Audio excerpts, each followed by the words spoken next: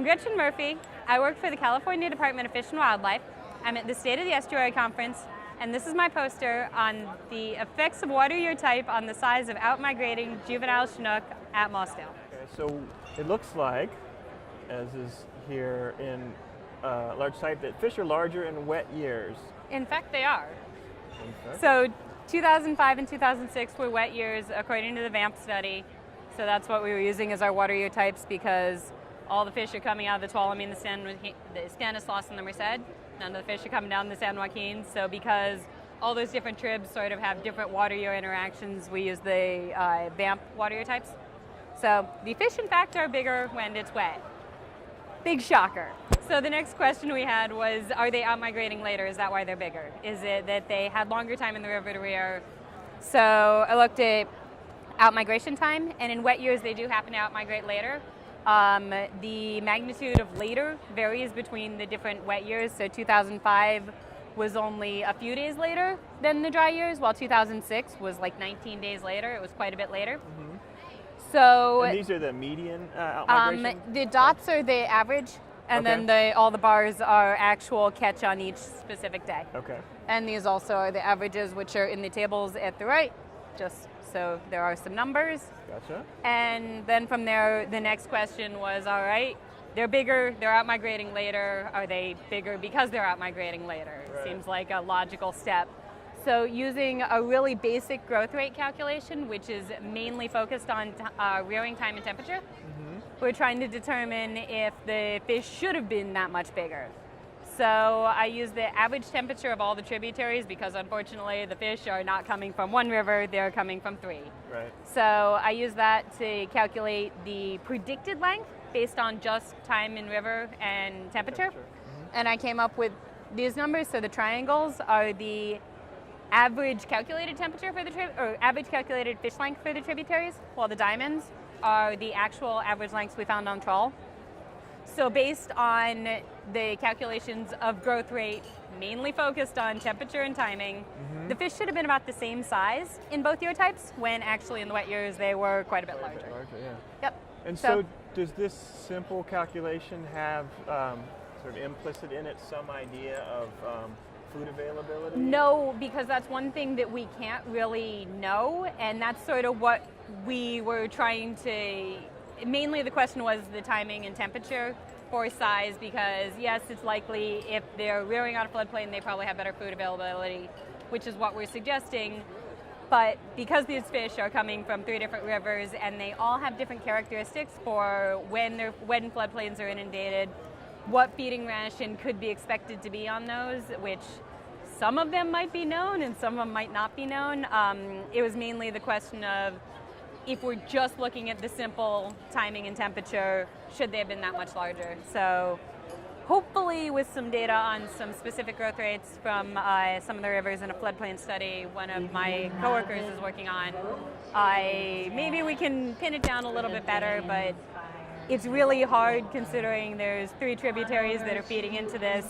The fish are getting caught down here at Mossdale, everything upstream, and we don't necessarily know what ratio they're even coming into Mossdale at the moment. From the 3 tributaries. Right. So I'm hoping that maybe there's data out there that I haven't found that I can use to maybe tease it out or come up with some other further study, but that's sort of the limitation of the data set we have, is that it's taking all of the San Joaquin tributaries, and that's the goal of the trawl basically, is to figure out how many fish are coming out of the San Joaquin system and get recapture and survival rates for coated wire tags in the system.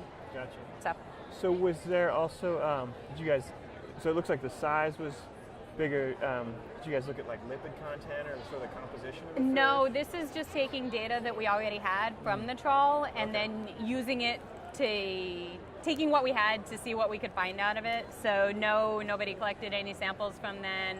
We don't have otoliths from then, so we can't just send them off for microchemistry to figure out where the fish came from. So I took what we got and did what we could. And I don't know the San Joaquin system that well, but so the areas that they would be rearing this floodplain habitat, does that tend to be on the San Joaquin or in the lower parts of the tributaries? It'd be in the tributaries.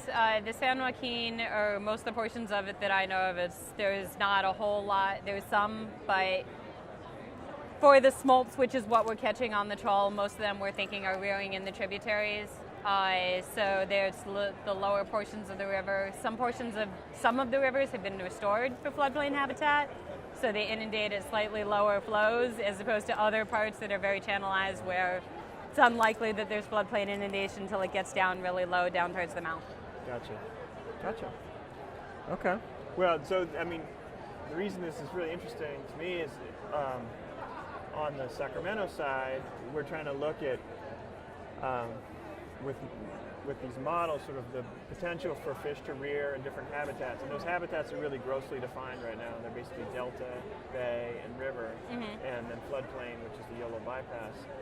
And what we don't, and we're making some assumptions about where the fish rear as fry, and then we assume they then smolt in those habitats if there's space for them to rear, and then basically migrate out, and they don't do any rearing on the way. So there's no opportunities for compensatory growth after they smolt, and then because they're trying to get out.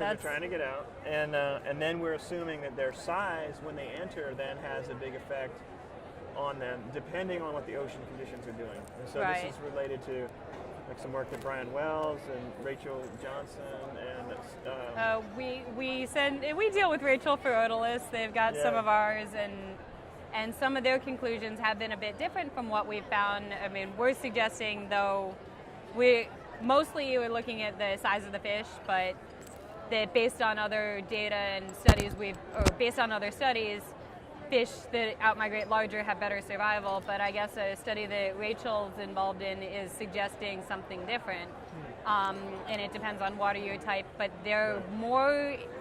it's based on what they've got in otoliths and looking at, I think, fry survival rates.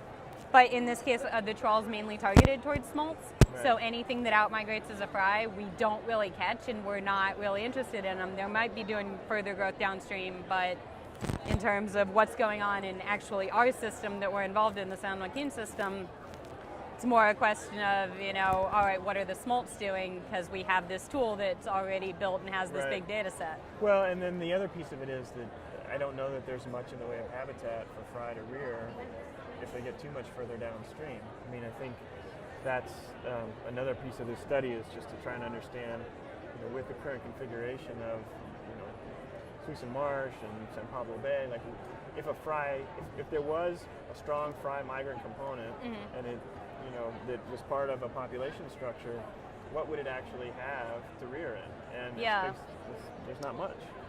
So the otolith is then going to have an estuarine signature in it, but then it's another question as to where is that? I mean, it could be in the bottom end of the Yolo bypass or Cache Slough, or there's lots of other places where fish could basically rear and have that estuarine signal. That's probably actually pretty decent rearing. Which may be a limitation of some of the otolith studies is all you've got is the signatures you can find in the water that you have. And I believe I've heard from some other information dealing with our tributaries that at times the signatures in the otoliths from the Tuolumne and the Stanislaus seem really similar, and they're trying to track down possibly why. So things like that, within limits they can a lot of times they can figure out what river, but it sounds like there's a little bit of muddied in there, and I'm not really all up on that data, but sort of they go out and catch water and help them out because they're interested in trying to tack down a little bit closer what this other signature is. Yeah. I mean, I think otoliths has definitely been an interesting data source because obviously it does give you some idea of how fish may have distributed themselves.